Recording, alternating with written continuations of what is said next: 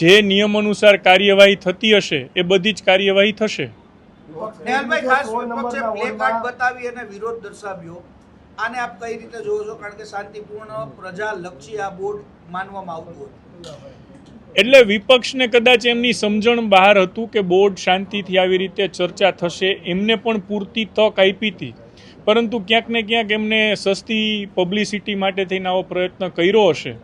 એમને કાયદાની અને સભાગૃહની મર્યાદામાં રહેવા માટે ટકોર પણ કરી છે અને એ પછી એ લોકો સમજ્યા છે અને અત્યારે શાંતિથી સભાગૃહમાં બેસી અને કાર્યવાહીમાં ભાગ લઈ રહ્યા છે. અને વિપક્ષના સભ્યોએ જેટલી વાર હાથ ઊંચો કર્યો છે એટલી વાર એમને પ્રશ્ન પૂછવાની તક આપવી પણ છે. નેહલભાઈ, રીકાર્પેટિંગનો પ્રશ્ન આવ્યો, લેવલથી રીકાર્પેટિંગ નથી થતું, હવે કઈ રીતના આદેશ આપવામાં આવશે, કઈ રીતના થશે?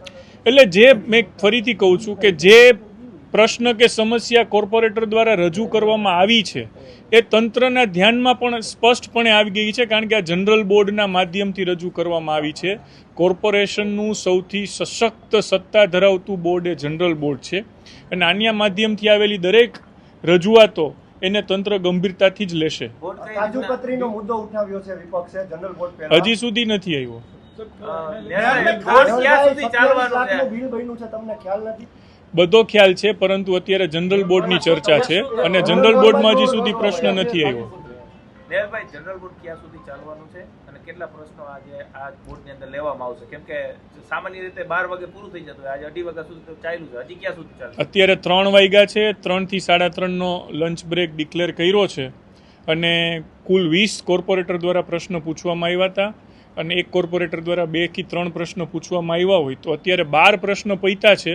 બાકીના 8 કોર્પોરેટરના તમે એવરેજ 2 પ્રશ્ન કે 3 પ્રશ્ન ગણો તો 20 થી 24 પ્રશ્નો હજી પેન્ડિંગ છે અને કોર્પોરેટરની જિજ્ઞાસા વૃત્તિ અને તંત્રની એલર્ટનેસ કેટલો સરસ અને કેવો જવાબ આપે છે એના ઉપર જનરલ બોર્ડની કોઈ સમય મર્યાદા નથી ક્યાં સુધી ચાલશે, પરંતુ જ્યાં સુધી ચાલે ત્યાં સુધી લોકોના પ્રશ્નોની સ્વસ્થ ચર્ચા થાય અને એના ઉકેલની દિશામાં કામગીરી થાય એ જોવાની જવાબદારી છે. નેહલભાઈ, વર્ષો બાદ આવું લાંબુ બોર્ડ ચાલ્યું હોય એવું સામે આવી રહ્યું છે.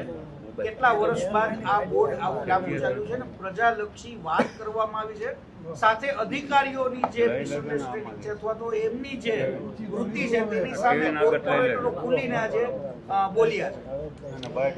અમારી પાર્ટી અને ગુજરાત સરકાર દ્વારા લોકોના હિત માટે જનરલ બોર્ડ કેવી રીતે ચલાવવું એની જે એમની સાથે ચર્ચા થઈ છે ને એમના માર્ગદર્શન મુજબ જનરલ બોર્ડ ચલાવી રહ્યા છીએ અને આપ જોઈ રહ્યા છો કે લોકોના હિત માટેની જે કંઈ જરૂરી સ્ટેપ છે અમે લઈ રહ્યા છીએ.